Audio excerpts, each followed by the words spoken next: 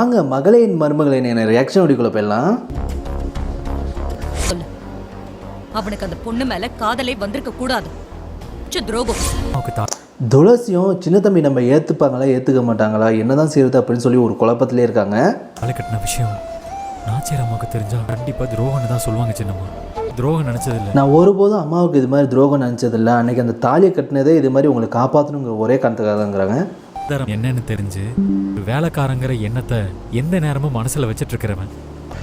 என் தகுதினா நான் இந்த வீட்டோட வேலைக்காரன், என்னோடய தகுதி என்ன எதுன்னு தெரியும், அதனால இது மாதிரி நான் எப்போதும் ஏமாற்ற மாட்டேன் அப்படிலாம் சொல்லுவாங்க. நாளைய நீங்கள் விரும்பி கட்டலை, விரும்பி ஏற்றுக்கல, ஆனால் இப்படி தான் கழுத்தில் போட்டிருக்கேன். இது மாதிரி அந்த தாலி கட்டினப்ப நான் உங்களை விரும்பி ஏற்றுக்கலை, ஆனால் இப்போ நான் உங்களை விரும்பி தான் நான் அந்த தாலியை போட்டிருக்கேன், என்னை ஏற்றுங்க சின்ன தம்பிங்கிறாங்க. அவ பார்த்து உங்கள் தகுதியை எடை போட்டு தள்ளி நிற்பீங்களா? உங்கள் சின்னையாவே என்ன சின்ன தம்பியோட அம்முன்னு சொல்லி உங்கள் சின்னையாவே இது மாதிரி உங்களை ஏற்றுக்க சொல்லிட்டாரு, இதுக்கு மேலே நீங்கள் என்னை விட்டு விலகி போகாதீங்க அப்படின்னு ஃபீல் பண்ணுறாங்க. ஆசீர்வாதம் சின்ன தம்பி பேசிட்டு இருந்தா நான் தான் அம்முன்னு தெரிஞ்சாலும் இருக்க மாட்டீங்க போல இருக்கு. உங்கள் மனசில் இது மாதிரி ஒரு சின்ன ஏற்றத்தாழ்வு இருக்குது, அதை நீங்கள் மறந்துட்டு எந்த ஒரு சூழ்நிலையும் நீங்கள் என்னை கைவிடக்கூடாது அப்படிலாம் சொல்லிட்டுறாங்க. முதல்ல உங்கள் மனசில் இருக்கிற தாழ்வு மனப்பான்மையை நான் சரி பண்ணணும். அன்பு சின்ன தம்பிக்கு அம்மு எழுதி கொள்வது. திரும்பியும் பார்த்தீங்கன்னா துளசி சின்ன தம்பிக்கு லெட்டராக எழுத ஆரம்பிச்சிட்டாங்க. எந்த ஒரு சூழ்நிலையும் என்னை ஏற்றுக்கணுன்ட்டு.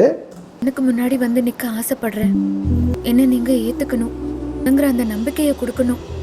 எந்த ஒரு சூழ்நிலையிலையும் என்ன பிரச்சனை வந்தாலும் நீங்கள் என்னை விட்டு போயிடக்கூடாது அப்படிலாம் பார்த்தீங்கன்னா அந்த லெட்டரில் எழுதுறாங்க. ஏன்னா எனக்கு எல்லாமே நீங்கள் தானே நான் முடிவு பண்ணிட்டேன். சின்ன தம்பிக்கு ஒரு வேளை லெட்டர் வருது. உடனே இந்த வேலைக்காரன் படிக்கலாங்கன்னா எனக்கு வந்த லெட்டர் நீங்கள் எதுக்கு நான் படிக்கிறீங்கிறாங்க.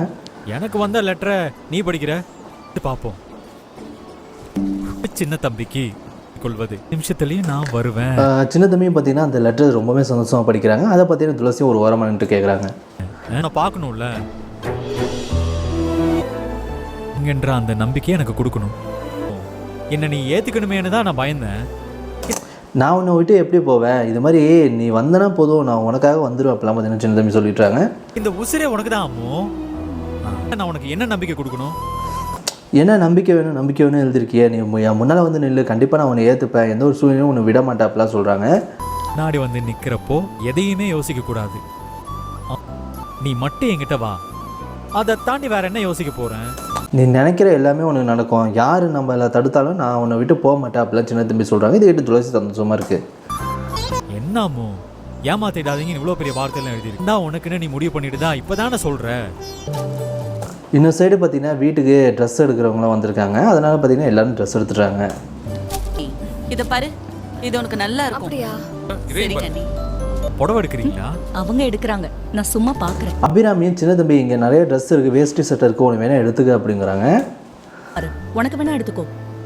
ஆஹா, எனக்கு வேணாமா? எடுத்துக்கிட்டே இருக்க, உனக்கு பிடிச்சதை எடுத்துக்கோ.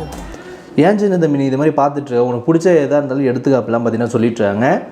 சட்டையெல்லாம் போட்டுட்டு நான் எங்கம்மா போக போகிறேன்? எனக்காக எடுத்துக்கோ. ஏன் நீங்கள் இம்பட்டு சொல்கிறதுனால நான் எடுத்துக்கிறேன். சின்ன தம்பி நான் எடுத்துக்கிறேம்மா, ஆனால் எனக்கு வேணாம், இது மாதிரி அம்முக்காக எடுத்துக்கிறேம்மா புடவைங்கிறாங்க. அம்முக்கு ஒரு புடவை எடுத்துக்கிறேம்மா. அதை கேட்டோன்னு பார்த்தீங்கன்னா துளசி ரொம்பவுமே சந்தோஷமாக இருக்குது. ஆனால் சூடாமணிக்கு அவங்க அம்மாவுக்கும் அதிர்ச்சியாக இருக்குது, என்னடா அதுன்ட்டு. அவளுக்கு ஏதாவது பரிசு கொடுக்கணும்னு நினச்சிக்கிட்டே இருந்தேன். புடவையாக இருந்தால் நல்லா இருக்கும்ல? ஆமாம், நீங்கள் உங்கள் கையாலே எடுத்து தாங்கம்மா, கூடி சீக்கிரம் என்னை பார்க்க வரேன்னு சொல்லியிருக்கா, அவளுக்கு கிஃப்ட் கொடுக்கணுங்கிறாங்க. புடவை மட்டும் தான் கொடுக்க போறியா, இல்லை நகை வாங்கி கொடுக்குற யோசனையும் இருக்கா? நீ ஆசைப்படுற எல்லாத்தையுமே அம்மாவுக்கு, நீ ஆசைப்படுற எல்லாத்தையுமே நான் உனக்கு வாங்கித்தரேன் சின்ன தம்பி அப்படிங்கிறாங்க. சின்ன தம்பிக்கு ரொம்பவுமே சந்தோஷமாக இருக்குது. நாம பண்ணலாம். நான் இருக்கேன்டா, உனக்கு புடவை நல்லா இருக்கான்னு பாரு. நல்லா இருக்கத்த. ஆச்சரியத்தை அதுக்குள்ள துளசியோட ராசி ஆயிட்டாங்க. என்ன சுடாமணிக்கும் வச்சா நேற்று தான் துளசி மேலே கோவப்பட்டாங்க அந்த திருப்பு விஷயத்தில், இப்போ ராசி ஆயிட்டீங்களே அப்படின்னு சொல்லி கோவப்படுறாங்க. என் அன்னைக்கு இவ மை போட்டு மயக்கி வச்சிருக்கா. அவன் நல்லா இருக்குன்னு சொல்லிட்டாங்க, இதே எடுத்துக்கலாமா?